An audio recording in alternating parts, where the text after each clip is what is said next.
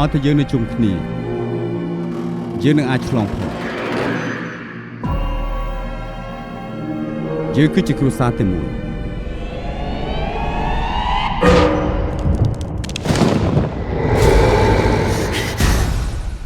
អ្នកអធិដ្ឋាន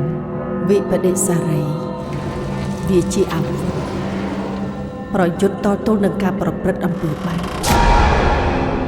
ស្រមោលទាំងនេះកំពុងខ្សឹបទៅជាខ្ញុំឯងឃើញទេមានអ្វីលាក់បាំងនឹងពួកយើង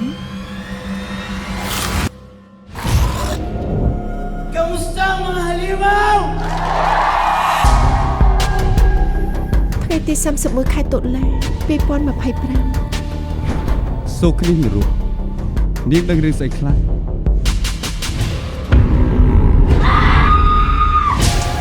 មានរឿងអី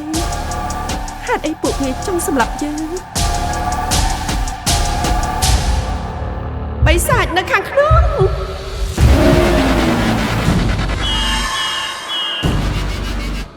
លទ្ធផលអ្វីទៅហប់ស្អីគ្នា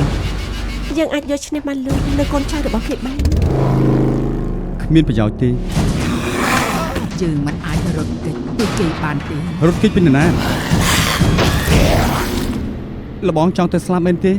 យើងប្រយុទ្ធតបតវិញ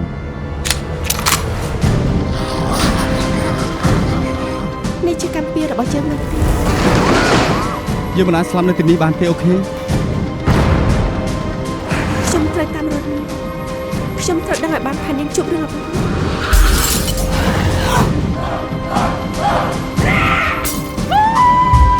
យើងមកដល់ចំណុចនេះហើយមិនអាចបាត់បង់នរណាទៀតទេ